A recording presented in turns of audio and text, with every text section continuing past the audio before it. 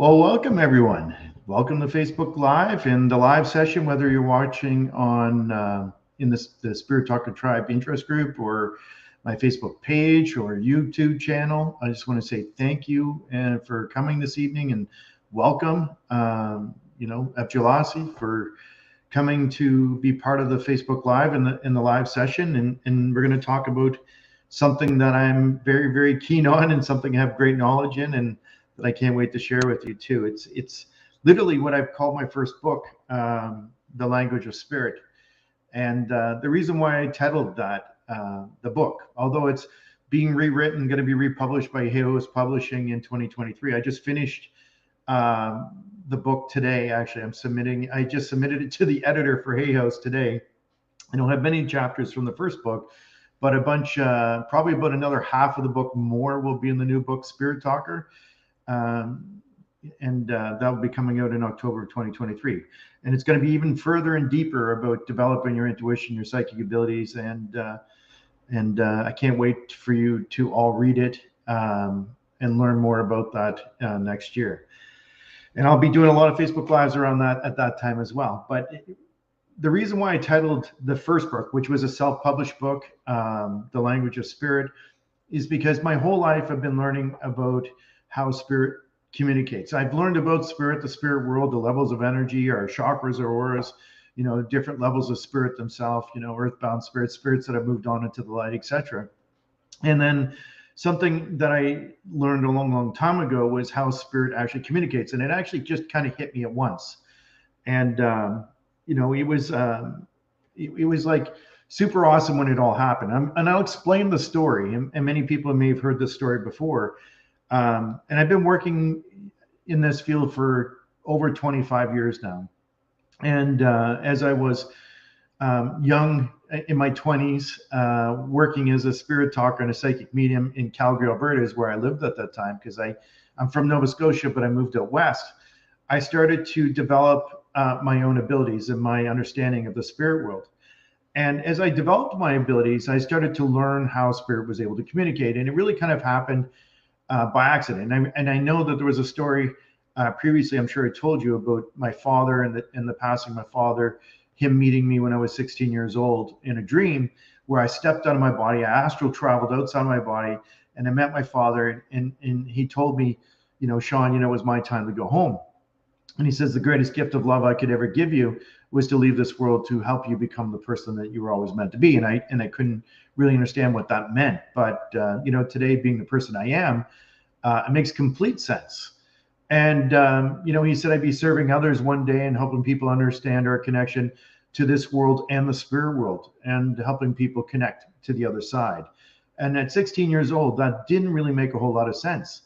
But, today absolutely makes a whole lot of sense. And here I am, in front of you and sharing my wisdom and knowledge with you throughout those years. So, I have to say thank you to my father, James, in spirit, for, again, that ultimate sacrifice of life, for, leading me on this journey through life in connection to spirit itself. Even though I had, connections when I was younger, it wasn't until much later in life that I started to really realize what he meant by this, because I actually thought he was speaking kind of gibberish in the sense I'm like, yeah, sure, Dad. All I could think about was like, I wanted to go the other side. I just wanted to go into this place that I knew that was home, in the spirit world, in the light, because I saw that, I felt it, and I knew that this earth was just a transient place and that eventually we would be going home again. And I wanted to go home in that moment when I was 16 years old. But he said he couldn't because I had to fulfill my purpose for being here. And your purpose, reveals itself through time. And here I am revealing my purpose today, still in the expression of the work that I do. And but it was later in life where I started to walk a more spiritual path in life. And when I started to walk a more spiritual path in life, that's what led to the opening of connecting to spirit in a much greater way. And what I mean by spiritual path is I started to, as I spoke to you in a previous module or previous teaching here in the Spirit Talker Tribe Interest Facebook group, I started to speak with spirit, and I would call it prayer, but it's not really prayer. it's really just words, prayerful words that you have with the spirit world, where I'd be inviting and connecting the spirit and asking to be part of my life, and asking for signs sometimes from people in spirit. And that's a communication that people on the other side can come through with sometimes, is they will leave you the dime at the right place, the feather that was no way that could have gotten there, or the right song at the right time when you were thinking about someone. It's just these little synchronicities would happen that are so profound that you can't just say, you can't brush them off and say, well, that's just a mere coincidence. It's really not, when these profound moments happen to get your attention, and to say, hey, I'm with you, I'm around you, whether it's your father, your son, your daughter, your mom, your father, your aunt or uncle. And I just lost an uncle this week into spirit, but he was 93, and he just made his way home. And I know I had an image of him dancing with my Aunt Pearl on the other side, and smiling and happy, more happy than he's ever been in such a long, long time. So I'm really happy that he made his journey home to the spirit world. I don't mourn him, because I know he's very much still alive, as well as my father and all my people that I love, that I've lived lives with. So I know there's still very much life in the spirit world. And I will see them again. I will see them in this life in many different ways through the signs that show up, but I also see them when I make my journey home. And being 50, it doesn't seem that far away some days. It just seems like a hop, skip, and a jump. Maybe I have like 25 years left, but we will see. I'm hoping for 25 years left of my life so I can fulfill my purpose even greater. But if it's my time, I remember that light that my dad had shown me. So I would be at ease with making my journey home, because I know there's no such thing as death. Death is just a transition where we leave form, this physical form, to return to our true form of spirit. And as I started to grow in my journey on the other side, like in this world, when I moved to Calgary, I started to, like I said, speak to spirit more, inviting spirit to be part of my life in this sense. So inviting them to help me understand even the spirit world itself. And and that's kind of what happened. It was kind of getting surreal, because when you start speaking to spirit, things start to happen. You're being heard. And I told you the story about Conrad, and I have other stories. I remember one where I was on the way to work, asking spirit if there's anybody that I could serve or help in some way, that I was available for that. And then somebody jumped out of the ditch wearing half their clothes. Unfortunately was, physically harmed. It was a young lady who got in my car, and I drove to a bus station. I wanted to drive her to the police station, but she did not want to go there. And that was her choice. And she had some drug paraphernalia, but on the way that I drove her to the bus station and train station in Calgary, I said, I don't know if you prayed for help, but, I literally just prayed to help someone, and you jumped out of the ditch.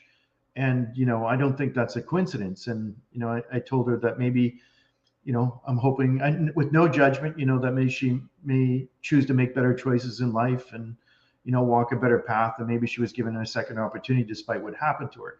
But it instantly happened where I asked to help somebody, and there was an opportunity to help someone. And then I started to realize, like, again, my words were very powerful. Now, the next step of my journey, and this is the second module of Spirit Talker Tribe in the online course that I teach, I started to meditate more. And there was different types of meditation that I would do for my development, which I teach in the course as well. There would be a mindful meditation where I would just focus on presence and breath and just where I was. And if there was any thoughts that would come into my mind, I just push them aside and refocus on my current space and location. And I was able to do that for very short periods of time. But like any exercise you do in life, the more you do it, the more adept you become. So it might be only like 20 or 30 seconds you're able to hold presence in your mind. And then maybe tomorrow you're able to do like 30 seconds. And I would just keep pushing myself to try and get a little bit further and further mindfully. And I think there's a misconception too with meditation, that you have to be able to meditate on a rock in the woods for like, hours, for days on nonstop. That's a fallacy. And what I've learned through my spiritual practice and work and raising my energetic vibration was that it was just being able to create mindfulness for short periods of time in my mind to receive. Because when you're speaking with spirit, it's really the conversations where you're talking to spirit. But in order to receive things back from spirit, like internally in a psychic way, a psychic language, you have to be able to listen. If you don't listen, you're not going to see, feel, hear, know, sense spirit. And I think that's something people have to work at. And it's not something you have to work at a long time. It's just like maybe you're mindful for 30 seconds. And in that time, I mean, if you watch me ever on Spirit Talk or the TV show, there's moments where I receive impressions within my mind. And I'll be staring at the table or the floor or wherever it may be, or over a person's head. Sometimes it's never about the person because it's coming from spirit to me for someone else. And I know I heard John Holland say before, it's like from spirit to another spirit. It would be just, it comes through you from spirit to someone else. It's something that comes through you for someone else. And when I receive impressions, whether it's a visual impression, which people may know as like clairvoyance, and I'm going to talk about that a little bit more here in a few minutes, but or clairsentience or clairaudience or claircognizance. Like clairvoyance is clear seeing or seeing from spirit. And meditation helps you to be able to see. And there's different exercises you can do to kind of like strengthen that atrophied psychic muscle that you have in your mind that has limited you from the ability to see. I believe we're all born connected to spirit and very psychic. And it's when we become more, let's say, ingrained within the physical world and our physical senses, we start to disconnect from our ability to perceive, see, feel, hear from spirit in a psychic way. And that's psychic, universal psychic language. As we become more adept with speaking with our voice and not being infused with thoughts from your angels, your guides, your ancestors, or even the creator, him or herself, that we kind of forget how this language works. And as I developed through meditation, I would do exercises where I would be mindful for short periods of time. Then I would do exercise where I'd be mindful, but I started to work at, re-engaging my mind in a visual way.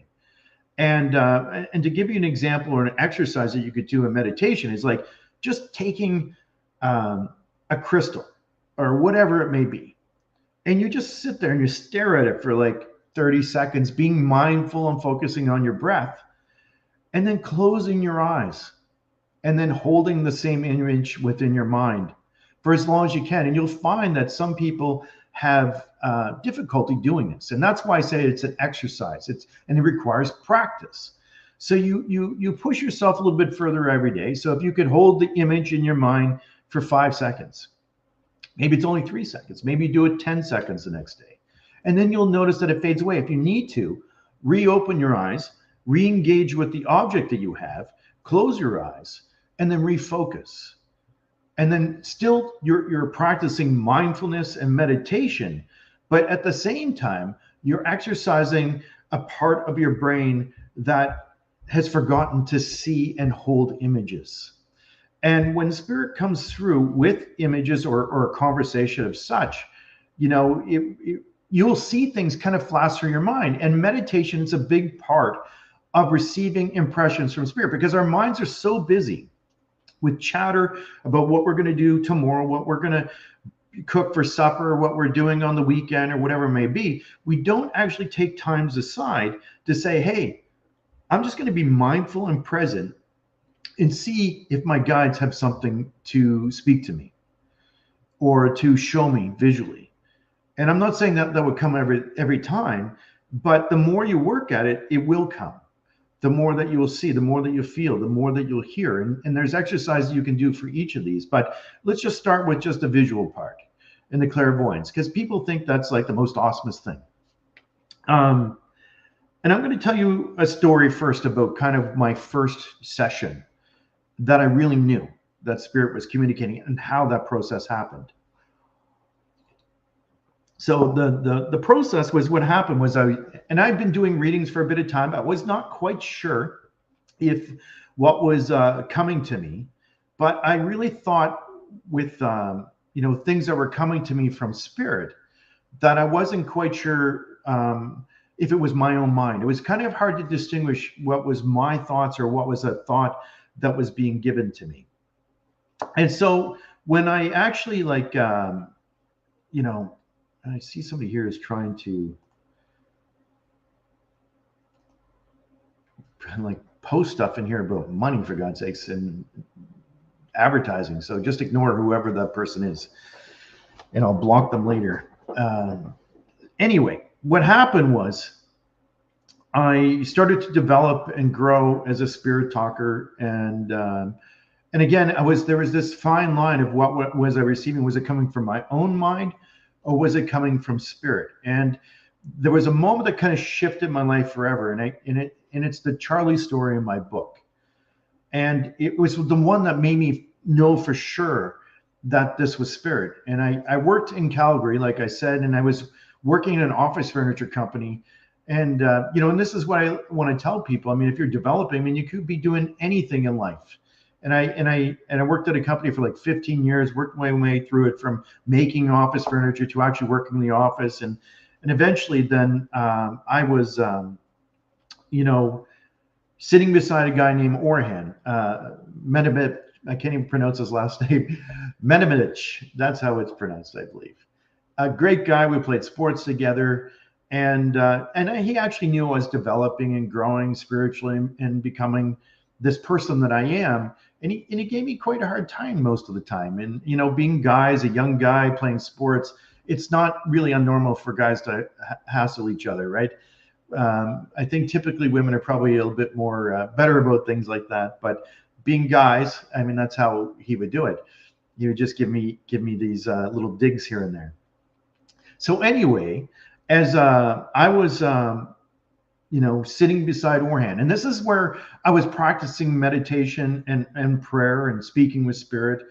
I got into a space at my workplace that I was mindfully present, but I was doing what I was doing, but I wasn't cluttered within my brain. It was because through the meditation that I was doing and the exercise I was doing with meditation, in a sense, I was training my mind to be more quiet.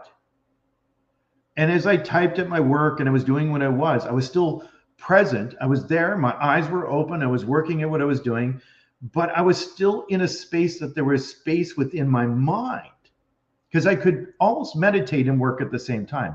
I could do what I was doing almost unconsciously. And there would be a point where I could then get into a space within my mind where I was mindful, and then sometimes things would come in. Now, this day, something popped into my head that wasn't a visual, but there's a visual aspect to this. And this is why I want to teach about psychic language, with spirits coming through to connect to people like myself as a spirit talker, or medium, or psychic medium, whatever you choose to call them. But when I got into the space, I started to hear a voice within my mind. And it wasn't a loud booming voice like you see on the movies. It was a very quiet little whisper that kind of just repeated itself in my head. And it just said, you know, Charlie, Charlie, Charlie. And it was just repeating Charlie. And I thought, okay, that's so odd for me to hear this name. And, you know, developing and thinking, okay, well, is this me, or is this coming from Orhan maybe, right? I'm thinking, okay, Orhan's got to be thinking about a guy named Charlie, right? I'm tuning into him somehow, and his aura, his vibe is putting this off, and I'm able to almost read it. Or I'm like a mind reader of sorts, because I wasn't, again, like, sure. So it was clairaudience. It was the hearing part of spirit. And it was like my first, like, really profound experience of actually hearing somebody speak to me. But it wasn't like they were rambling off sentences or saying big, you know, paragraphs. It was just a simple word of saying a name. And it's the trust that you have to have when you step into spirit communication that allowed me to fully manifest that capability of spirit to teach me in that moment the full grasp of what spirit communication is like when you're in that space. So I decided to trust it and talk to Orhan and say, listen, Orhan, I mean, do you guys know a guy named Charlie or anything like that? And he you know, he said, well, I used to know a guy named Charlie. I mean, why do you ask? And I thought, well, I mean, you'd have to be too psychic to figure out that if somebody says they used to know somebody, that obviously something happened to that person. But when he said that, and this is where, when spirit communication relies so heavily on trust, because it's not like they just tell you a bunch of stuff at once. And if you're a psychic or a medium or spirit talker, it doesn't mean that you know everything, because you don't. It's more about validating and trusting what's coming through in the moment. And they leave you what I call little breadcrumbs. And when you go to the little breadcrumb and you get to that place, it's like another little breadcrumb comes to you. And again, mindfully in that space within my own mind, and kind of focusing, not knowing what I'm doing, staring kind of blankly, creating presence in my mind, I see a picture. As he said, I used to know a guy named Charlie. I see a picture come into my mind. And in Calgary, I saw this picture of a bar sign. And the bar sign was the Town and Country Bar. And it was the TNC. And I've been there a few times in Calgary. And when I was younger, my uncles took me there. When I first went to Calgary, that's the first place I went. When I went to Calgary, I moved there, is my uncle took me there. And so I knew the sign of this bar, this Town and Country Bar, the TNC, flashed into my head. And I just saw the TNC, and it just went blink for a minute. Clairvoyance. I didn't have words for these at this time. I just knew what was happening happened. And I said, well, that's so strange. Why would I see in my mind, not see with my eyes, but see in my mind? And I want you, as we walk through this, as I tell this story, I want you to imagine, and I don't even like the word imagine, imagination. You're creating an image within your mind, but it's because you're choosing to, but you're also working the muscle that has been long dormant within you, that has been able to very clearly see. So as you see this sign in your mind, the TNC, and just imagine if you could see a TNC in your mind pop in there just for a second. I obviously saw it in my mind. So I say, well, that's so strange, Warren. Why would I see the Town and Country Bar sign? And he goes, well, that's the last place, Charlie was seen alive. I'm like, oh, okay. Well, something really seriously happened to Charlie. Still did not know. And this is where it was another little breadcrumb. So I get to the breadcrumb, and I'm following the little journey that I now know Spirit takes me upon. And it's about validation, trust, validation, trust, validation. And it would unfold. So as I see this bar sign, and I started to see another image, and I felt like 3 or 4 shadows of people that I couldn't recognize. I saw him standing at a house, walking into a basement from an outside entrance to like an apartment in a house, but it was downstairs. There was like a little roof, and he's walking down the stairs to go into the basement area. And I tell Orion, and I said, Orion, I mean, what do you know about this? He goes, that's all I know. And then he got really kind of frustrated with me, because imagine telling somebody who's very skeptical and unsure about this, about how, something, you're seeing something in relation to a friend that he once knew. So it kind of weirded him out. So I don't discount his feelings in regards to it, but he said, I don't know what happened to him. All I heard was he was murdered. He was found in his apartment somewhere. But he was last seen at the Town and Country Bar sign. And then he said, how do you know this? Like, who told you? So he's thinking somebody put me up to this. And I didn't know nothing. Zippo, zilch, nothing. I didn't even know. I said, how did you even know Charlie? He goes, well, his name's not Charlie, actually. It's a Charlie. And I used to work at the airport like 6 to 8 years ago. And I haven't thought about him in a long time. And actually, when he passed away, I think I was in Boston, where I'm from. I was actually visiting some family over there. And then I was like, okay. And then he, like, again, who put you up to this? I said, nobody, Orion. I said, you sure you don't know anything about this downstairs apartment and these 3 people and all this? He says, no, I don't know anything. And he goes, what are you trying to say? And I'm like, I'm not trying to say you did anything. What I'm trying to say is, did you know this? And he did not know it. So why is that piece of the puzzle so important to me? I felt things about what happened to him. I felt there was like he was attacked by 2 or 3 people, and it felt like that he lost his life, unfortunately, because of it. Could I identify those people? No, because they were just shadows for me, and I don't think it was really important for me to identify them. It's more about just the experience of seeing what he had to say for his friend Orhand, and obviously was troubled by his passing, right? So I said, well, I'm sorry, Orhand. I apologized, and I said, let's just stop talking about it. So we did. And then, a couple months had gone by. I don't know how much time exactly, but I come into work and still very much on the spiritual path, still trying to understand what I saw, thinking, well, did that come from Orhan's mind? I was able to get into his head somehow, right? Was I able to like mind read him? Although he wasn't even thinking about Charlie or Achari or whatever his name is, or the Town and Country bar sign. It was like, I was analyzing, where did this come from? So I come into work, I pick up the Calgary Sun paper, I'm flipping through. There's a story about an unsolved murder of a guy named Achari, nicknamed Charlie, worked at the airport, was last seen at the Town and Country bar, found in this house. And they described the house, and I believe they had a picture in the article, and it had a little roof and stairs going down this downstairs basement apartment. And when I saw it, it was identical to what I saw in my mind. So Orhan comes in, I put the paper down, I ask him to look at it and say, tell me, did you know this or not know this? He got really mad at me. He says, like, what is it going to take for you to believe me? And it's not that I was accusing him of anything, but really what I wanted to know was this in his head? And he said, no, Sean, he swore in his kid's life or his wife's life. There's a funny story about that anyway. But so anyway, I believed him. I absolutely feel and wholeheartedly in my heart believe him that he didn't know anything.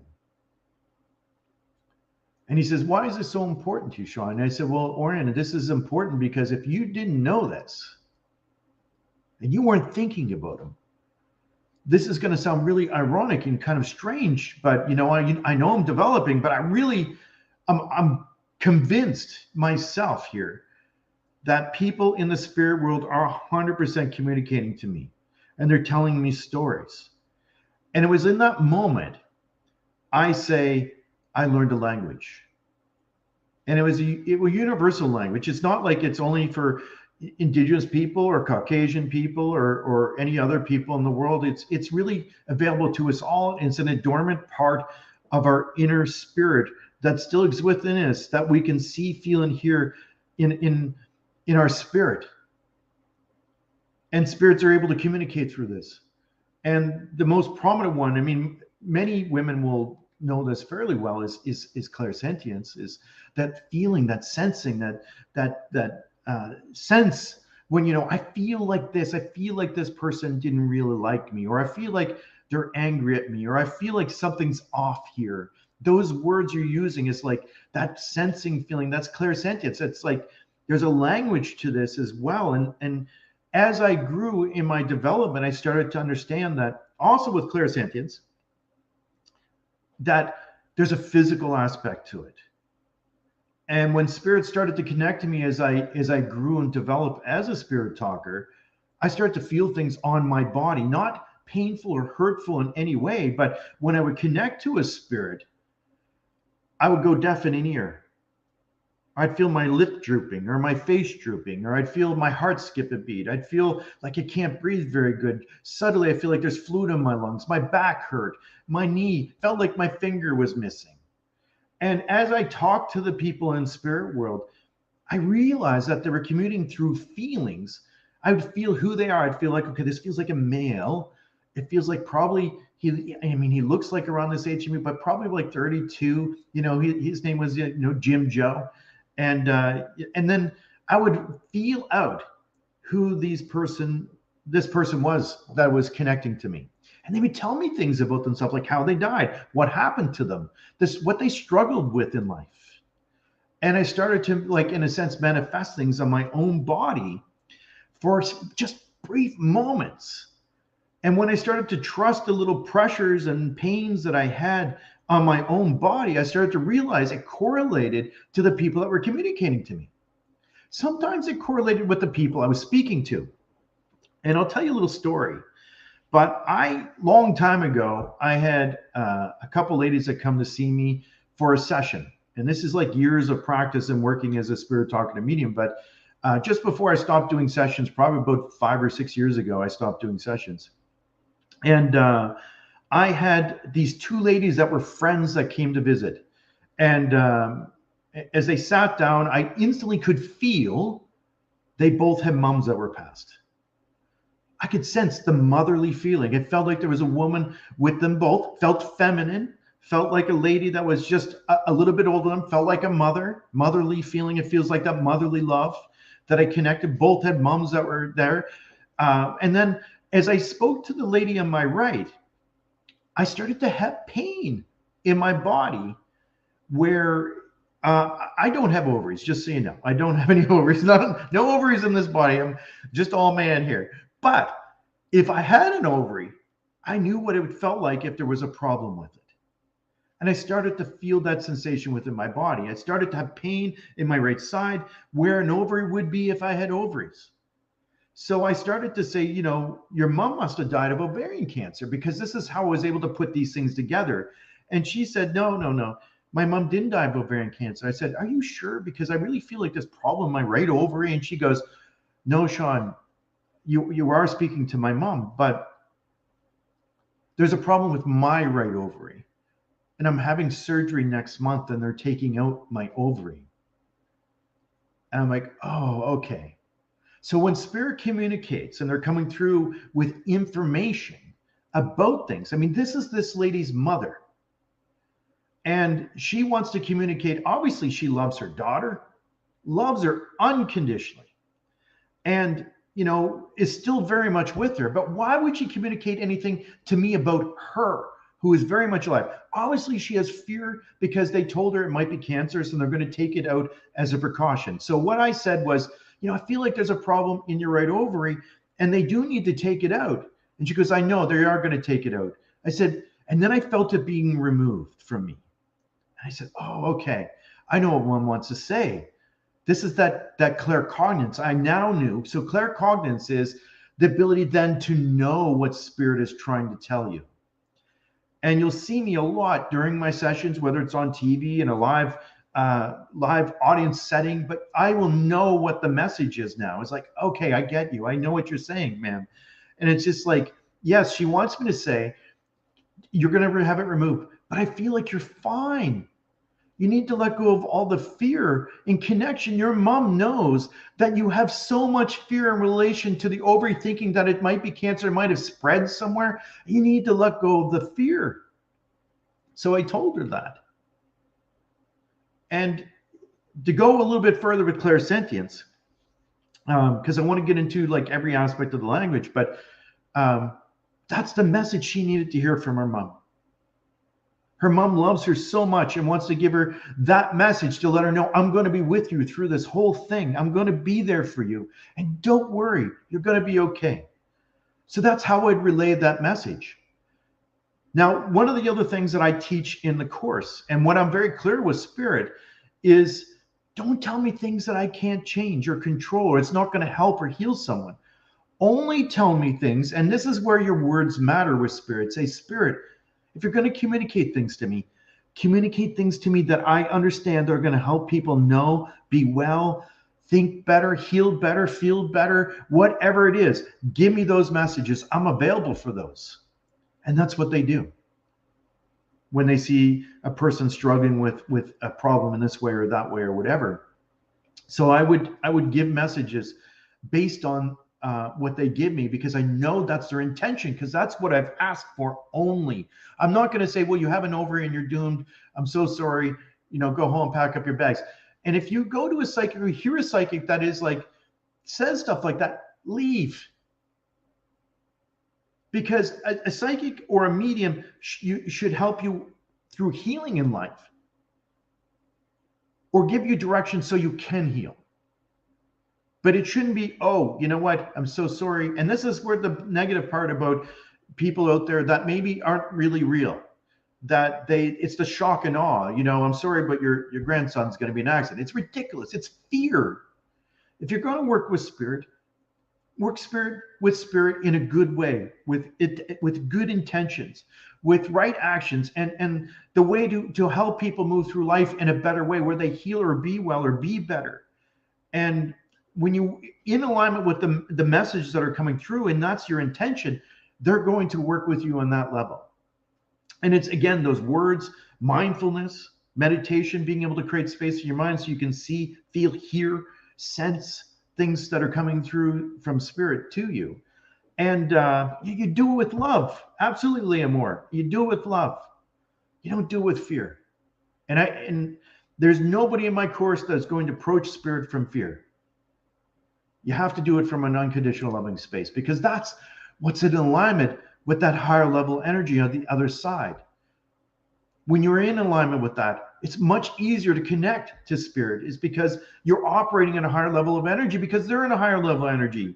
It's going to be harder to hear, see, feel, think, get things from spirit if you're not in that same alignment. It's important that you raise your energy to be in alignment with higher level energy and people in the spirit world, not lower level energy, heaviness, dark things, fearful things. So another clairsentient, I have like whole months where I talk about these in Spirit Talker Tribe. Each subject I teach for a whole month. There's one module that's released a month, but then every Wednesday I do Facebook Live where I talk about these in great depth to help you understand how this works. To understand the psychic language that comes through people like myself or other people that are out there doing great work, whether it's Call Up Baron Reed, John Edward, John Holland, Teresa Caputo. I mean, there's a lot of great mediums out there that are in the public eye. There's a lot of great mediums that aren't out in the public eye too. And I haven't always been out in the public eye, but I feel like I've been doing and serving as good as I can for a long time. But I know something that I want to share. I have a great depth of knowledge when it comes to spirit connection, communication, and I want to share that with you as much as I can, so that you can walk, in a sense, walk on water. Because I think that's really a parable message of like walking on water. It's more about operating on the same level of consciousness and being in that same place, and that we all can be in that same place together. It's not like an elitist group. We're all spirit having a human experience. Now, I'm going to go back now. Intuition. I mean, intuition, to break this down, is like your inner learning, your inner knowledge of your psychic senses. That's what intuition. A lot of people refer to it as like, your clairsentience, but intuition is like an education. It's like a schooling. Intuition, your inner learning, your inner knowledge that is within you, of learning about your connection to spirit. It's about learning about your connection to source, your angels, your guides, the creator.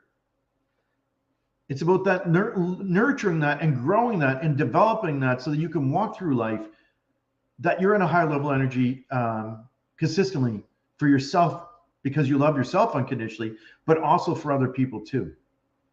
To be a light in a sometimes dark world for different people, if need be. And it could be your friends or family, whoever. It doesn't mean you're on stage or on TV or whatever it is. It's just that you serve people. Because what's the point of you operating and being in a higher level energy when you see all these other people that may be struggling through life, that don't see the world the way you do? It's not like converting them to religion. It's not. It's just, how can you be more connected? How can you be more intuitive? How you can be more clairsentient? How you can be more clairvoyant, so that there's no skepticism or no doubt? Because if you can connect, you don't need to come to me or any other Teresa Caputo out there, or Tyler Henry, whoever. It's within you that you're connected. You have this inner knowledge, this inner learning to connect to spirit. Now, clairvoyance, and I'm going to tell you a story. It's a story that'll be coming out in the book next year, but it's a good one. It's in the clairvoyant chapter. But way back in the day, culturally, I mean, in different cultures, clairvoyance was prevalent. I mean, they could have called them seers or whatever it may be, and the church made it all bad to see, because that's taking your power away. Because if you can see, then you're connected and you don't need the church. And that's sad, because you're the temple that's connected to the creator. You have to love yourself unconditionally and treat yourself in a good way through life.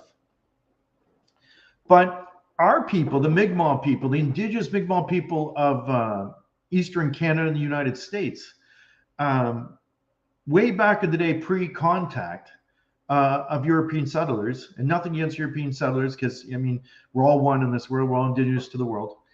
And they were like running from the old world themselves, because they were living in fear where they were, and they were looking for a new beginning. And that's why they come to this world. But they had a mind virus they brought with them here, is because that's what they were taught there. Unfortunately, it's still going on today, this mind virus, that we're separate, we're disconnected, or etc. Anyway, another subject. Let's talk about my people, the Mi'kmaq people. Our elders, we actually have a game here in Mi'kma'ki, which is Waltus. And way back in the day, we always have ceremonies. We do little things and to connect as people in spirit, and spirit's part of all of our ceremonies. We invite the Creator, the Great Spirit, and we light sage and smudge and things, and we smudge ourselves, clear our aura, and we invite Spirit to be part of our ceremonies.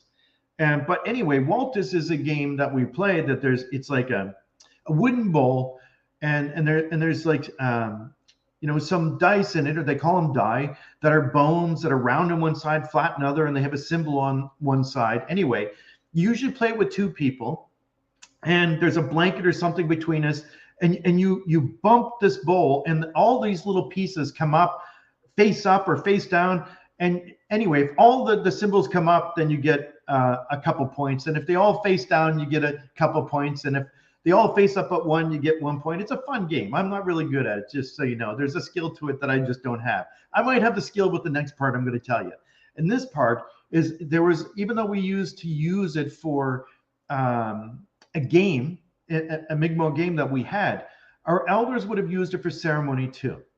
They would have taken the bone pieces out. They would have filled the bowl with water. They would have placed it out in the moonlight for, I believe, 4 nights during, probably 2 nights before the full moon, 2 nights after the full moon, or even the 4 nights leading up to the full moon. And they would leave it out there in the water, and they would smudge the water, I'm sure smudge themselves. And then after the 4 days, they would take the bowl and they would stare into it and invite the ancestors. So the prayers, the words, their prayerful words, where they would invite Spirit to connect and communicate to them. And they would stare into the water and just gaze mindfully. And as they would stare into the water, and again, I want you, as I tell you this story, I want you to visualize and imagine, imagination in your mind, to see in your mind. You can have your eyes open, you can still see, even as I talk to you, you can do this.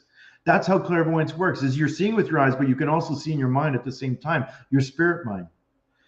And so as they would stare into the bowl and the water, even though there may be a reflection, they may have a sacred fire, they may smudge and do another ceremony that I'm not quite sure of. But as they would stare into the bowl, they would start to have visual insight within their mind come to them. And they would sit there for some time and kind of be mindfully meditating. And then they would know where they needed to go for their winter camp. They would know what medicine they should pick for the person who is unwell. They would have visual impressions that would come from their guides, their ancestors, the Creator, into their mind that would give them information for life. And that's why they would connect to Spirit, for guidance. And they would see these things. And so anyway, when the Jesuit priest would come over, and this is a true story, because the Jesuit priest then came to North America and they saw the ceremonies that our people did. They actually start drilling holes in all of our wooden bowls, thinking that if they could stop us from putting water in it, and we couldn't see, for God's sakes. I think it's hilarious. But, obviously we can still see, because as I tell you the story, you can see within your own mind. You're seeing the story as I tell it to you. And that's very much what clairvoyance is like. And when you're able to be mindful, and being where you are, could be talking to a friend, an impression might kind of sneak in there. The more you work at training your mind and to see that you can create these moments of stillness within your mind just for a moment, things can come in. You can see. You could see somebody's mom. You could see something. You could see Charlie, the town and country bar sign. It's just, you're creating the possibility within your mind to be open enough so that you could have an impression come to you. Whether it's through clairsentience, or clairvoyance, or clairaudience, hearing spirit. And so anyway, I think I've covered clairvoyance, but I want you to understand, and like I said, in the course, we only have so much time, and I want to really help you understand what's all involved with spirit. It's so much more than I can even fill in this hour. Obviously, that's why I teach a 12-month course in Spirit Talker Tribe online, the online course. But it's learning to speak to spirit, listen for spirit, and practicing meditation, working that dormant muscle in your mind to see whether your eyes are open or closed, and creating spaces so that you can receive something from the spirit world, so that you may see, feel, hear, and maybe even just know what spirit wants to say to someone. And it's just working in that alignment. It's like incredible. And what happens is when you start to receive things from the spirit world, you can't be skeptical anymore. You can't be fearful anymore, because then you know the approach to spirit is unconditional love, and all spirit, and any spirits that are maybe earthbound or lower level energy, you send them love, you smudge, you send them love, you say good words to them, and it will either move them away or move them on. There's no fear. When you connect to higher level energy, there is no fear. It's only good things that come through. And if you run into an earthbound spirit, then you send them the energy that they need, not the energy they don't need. The fear, the stress, the worry, the anxiety, get away from me, the anger. And that's how people have been taught to approach spirit mostly in their life, is from a fear-based place. And it's the wrong approach. You approach all spirit from unconditional love, and you can do no wrong. And no wrong can be done to you. It's all from a good, loving space. Compassion, love, joy. And it's what Albert Einstein says. You can't change somebody's level of thinking with the same level of thinking. You just can't. So you can't change energy with the same level of energy. It's science. It's science and spirituality really mixed together. And even with, quantum physics and things like that today, which I do talk about in the course and different things in relation to meditation and prayer and all that as well, it's very much connected. We're connected. We're absolutely wired to be connected. We've just forgotten that we're connected. So with clairaudience, it's a little bit harder, and a lot of people struggle with this so much, but it's really more about, again, getting into a mindful space within your mind to hear spirit. And they're not going to ramble, again, sentences and paragraphs. They may say something very short sometimes, but it's usually one little things. And I'll tell you, I just recently did Spirit Talker Tribe Live. And that's where at the end of the year, at the end of the spirit, just let me get it checked. The end of the Spirit Talker Tribe course, I have a free gathering here in Nova Scotia. I had it at Casino Nova Scotia this year for Friday, Saturday, and Sunday. Friday night's a meet and greet. Saturday is all-day teaching with some musical guests. And Sunday, I finish it off with an in-person session, but also more teachings. I finish it off with an in-person reading session for the group of people that can come. If you join the course, I still stream it to YouTube privately, and I stream it to Facebook group as well. And if you want to come, it's a good time for all of us to get together, all like-minded people in the same energy. It's an incredible. And if you ask anyone here who has been to Spirit Talker Tribe Live, and has been in the course, they're going to say it was the most awesomest time they had. I hope they do anyway. Even if they watch it, it's pretty awesome. But it's just great. But I did a reading for a lady there, and I think John Walter, that was his name. Yes, thank you, Spirit. See, sometimes Spirit will talk to me and tell me, and my guides will tell me things I did not remember. But if I can listen and create space in my mind, sometimes they'll put the word in there clairaudibly, because there was a man who I connected to, and his name was John Walter. And anyway, these three people there, I think it was a mom and two daughters, had come. They were from British Columbia. They came for Spirit Talker Tribe Live. And as I was connecting to John Walter, and I think he was a veteran from what I remember.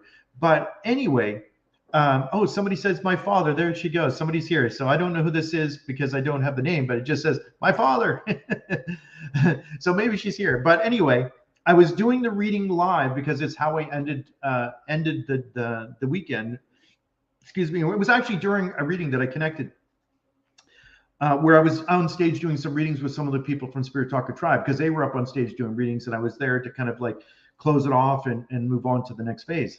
But John Walter came through, and it was pretty cool because all of a sudden I heard his name, which is really cool, kind of odd to hear John Walter in your head, and I wasn't sure if he was talking about two people. This is where people think that psychics should just know everything.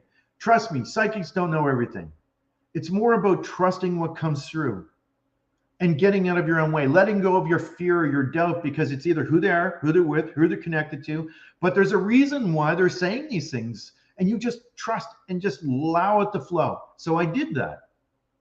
As soon as he said, his name, and I connected to this man who happened to be these ladies' father and I think husband for the lady that was there, just a very tiny lady that was there, and I don't remember her name, but anyway, their father brought through another name, which is kind of odd. It was Cyril.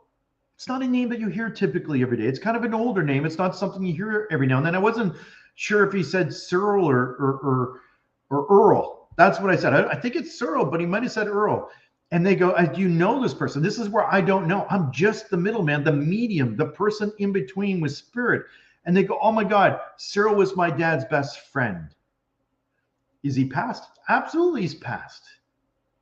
So why was it so important? Because they were buddies in life. I thought they were brothers, maybe. And that's where you feel the energy with spirit. Sometimes you'll sense and feel spirit and go, oh my God, they feel like they were brothers. Well, they were like brothers. They were best friends. Same type of energy. But it's really not thinking, okay, you have to be 100% right. Do you have to 100% know everything? It's really trusting and validating the breadcrumbs. Trusting and validating what comes through from spirit. And then it's revealed. Because when they validate, it's like, oh, of course, this person would be his best friend. And you trust and so on. Now, the next part was super cool. Now I can't remember his name though, but you guys will all know who he was. Somebody's going to post about this. But he brought someone else that I thought was kind of odd. He was a little tiny man, not very big in stature. I said, well, who's the little tiny man with your husband? This is where I don't know. And they're like, no, there was no little tiny man. Yes, absolutely. You shared it. I'll put it up here. I said, he just put a big hat in his head, but he's a little tiny man. And he reminds me of this Nova Scotia country singer from way back in the day. And I said, I don't remember his name, but he reminds me of this person. I said, I mean, do you understand this? And the wife of the man goes, oh my God, I know Hank Snow. Hank Snow used to come to my house all the time and actually party with my parents. Now the two daughters didn't even know that Hank Snow used to do this back in the day with their grandparents. And it was just super awesome because, not that connecting to the celebrities is any greater than not, but this lady said, oh my God, I loved Hank. And then I thought for a minute, well, how much did she really love Hank? And it wasn't that she loved him in a romantic sense. It was like he was always good to her. And it was probably really, I call it spirit wink. It's a spirit wink that, she never thought that her husband would bring Hank. And nobody even knew that she knew Hank except her. And he shows up. And it's for her to give her a message. And he wanted her to know that he was giving a shout out to her, right? Because these are your friends, your family, your people. They're your soul tribe. And even Hank is part of her soul tribe. It's much bigger than you can even imagine how many spirits are connected to us.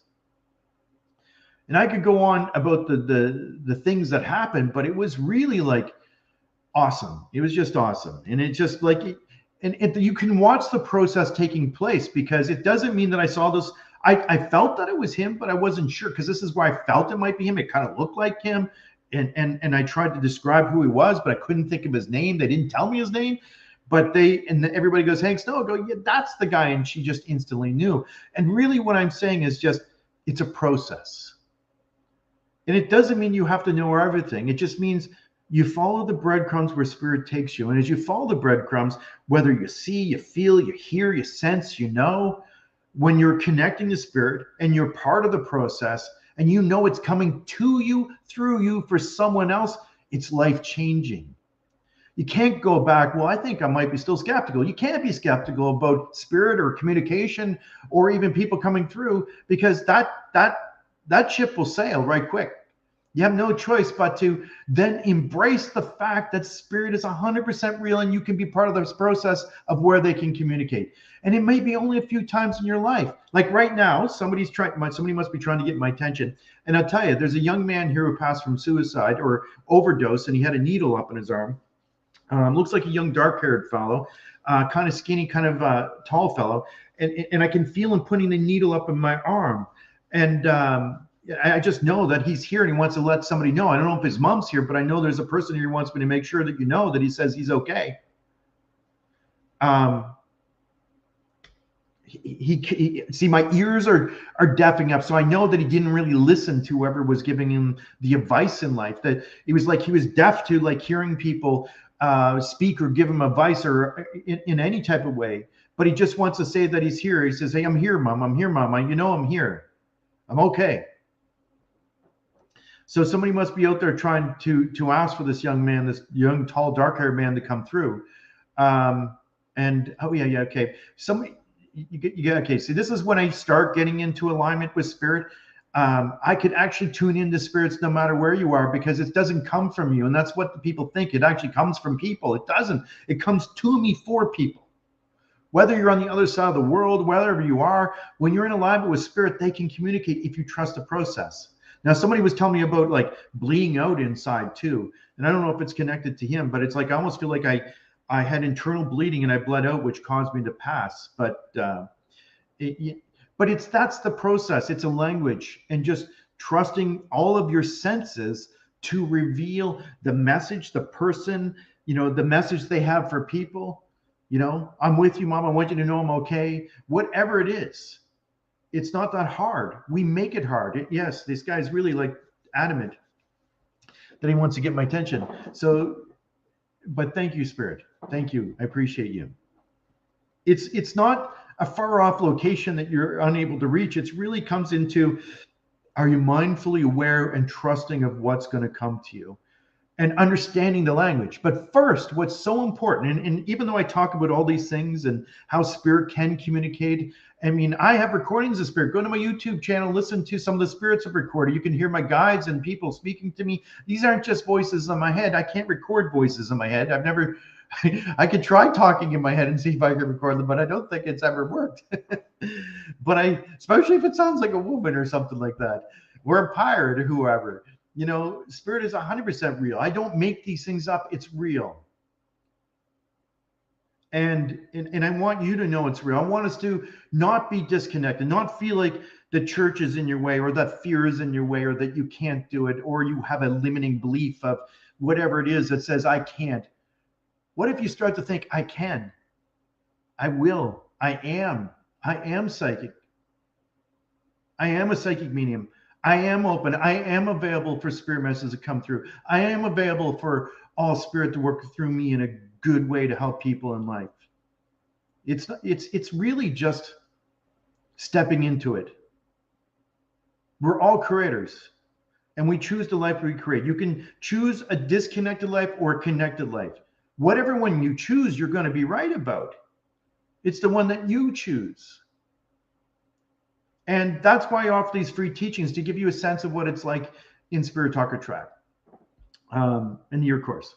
So I think that's probably where I ended talking. I got some prizes that people won last week, and I'm going to announce them. But there was 3 people that won digital copies of my book. There was Julia Landry Bat, Ida Wanakamim, sorry if I pronounced this wrong, Wanakamik, and Karel Cha Reefs. They all won digital copies of my book, so congratulations. There's 3 people that won Spirit Talker Tribe t-shirts: Kathy McNeil, Annette Track, and Angela Bryden. Congratulations, you also wearing Spirit Talker Tribe t-shirts. So just so you know, there's one more Facebook Live. What nation am I? I am Mi'kmaq. Mi'kmaq from Eastern Canada. That's the nation I'm part of. And I have 4 more books to give away for next week. Digital copies of my books. If you want a digital copy of my book, these are the last 4 I have. You're going to be because my book is not going to be sold anymore, The Language of Spirit. These are going to be like collector's items, I think. But because my new book's coming out next October, I'm taking The Language of Spirit off sale, and because it's been rewritten and going to be republished by Hay House Publishing with new stories, and I want it's like almost 50% more material than The Language of Spirit itself, and it's got a lot more stories in it, and so all my books will be gone and only have to wait for the new Spirit Talker book to come out with all the new great stories in it next year.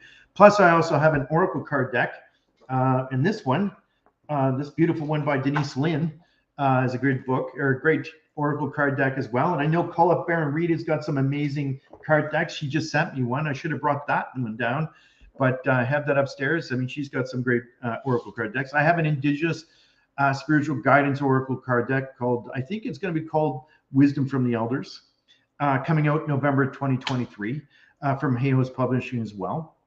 But, you know, I just, you know, I'm going to give away, if you join me in the next Facebook Live is going to be not next Sunday, but next Monday, not this Monday, but next Monday, where I'm hoping to have some guests who are in Spirit Talker Tribe. I'll keep it a surprise, and we're going to talk about their growth and their development and their connection to spirit. And I'm going to have them speak to you about their experiences, because they've gone through, they started this course, maybe somewhat intuitive, maybe somewhat psychic, but now are out working as spirit talkers, as psychic mediums. And I'm hoping that they'll share their story with you next week. And I'm going to give away 4 more copies of this book. I'm going to give away 3 more t-shirts for next week, Spirit Talker Tribe t-shirts. So if you join me next week, and again, it's about spirit, some special guests.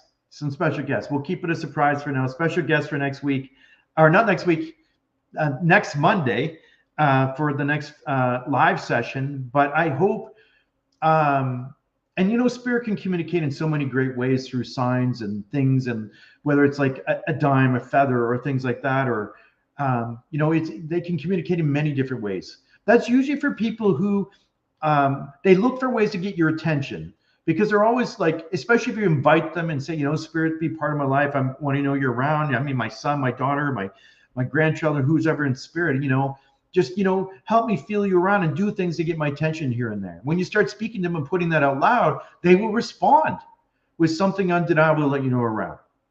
But if that's the farthest you go with your journey, then that's it. I mean, that's your choice. But if you wish to develop and grow and understand this connection that you've always had, that has been atrophied and that you've forgotten, then that's what Spirit Talker Tribe's all about. It's about learning to connect, learning how to raise your energy vibration, how to make connections, understand this universal language of spirit that is within all of us. And if you join, I think it's before September 24th, I believe, that there's another bonus draw. You get a free coaching call with me, whoever wins. So if you enter, and sometimes my coaching calls turn into readings too, just so you know, but they usually do. But I do a coaching call for like up to an hour, which may include a little mini reading with that as well during my coaching call. So if you join Spirit Talker Tribe, if you've already joined Spirit Talker Tribe, you're already in for the bonus draw. If you're already in Spirit Talker Tribe, you already joined for this year, you're in for the next bonus draw for sure.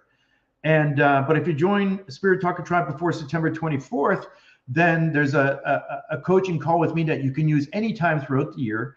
And if you feel like you're stuck on a module or something like that, and you want my personal one-on-one coaching, then I will do that.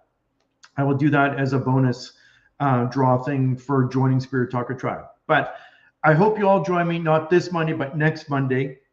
I think it's the 26th, September 26th, because after September 30th, Spirit Talker Tribe, you won't be able to register for after that. It's actually closed for the whole year. And everybody that's in Spirit Talker Tribe at that point, I serve them, my students, for the whole year and through each module, and we go through it. And then we end the year with a live gathering, whether you do it virtually or you come in person. But that's how we end the year. But to me, I love this. I love teaching. You could probably see I get pretty passionate about it. And I want to share what I know. I'm not holding anything back. I want to share what I know in connection to spirit so that I can help you grow. That my last chapter of the book is called Walking on Water. And I think it's a parable in the book, in the sense where Peter couldn't operate on the same level of Joshua and his teachings. But I want to bring everybody up to the same level that I'm on, because it's possible for all of us. It's not that I'm an ascended master or anything like that. I'm just a person who has a great deal of wisdom with the knowledge and connection to spirit and that whole process. And I want to share it through these teachings of Spirit Talker Tribe. So I just want to say Wilalio Emsit Nogama, which means thank you, everyone. And, you know, we're all relations. We're all brothers and sisters of this world. We're all indigenous of this world, you know, not just us physical people, but the trees, the tree nation, the plant nation, the animal nation, the seas, you know, the birds, the insects, everything. We're connected to everything. There's no separation us in the environment which we're surrounded by. So honor it, love that as well, as much as you love yourself. And that's been on askew for a little while with many people. But if you change, and not if we all change, we can change the world. And that's what I'm hoping to do, is change the world in a small way. And hopefully it just grows and grows and grows and all that. But thank you again for joining me this evening. And you guys have an amazing week. And I hope to see you not this Monday, but next Monday for the next Facebook Live with special guests. Lalayu and Sitnagama.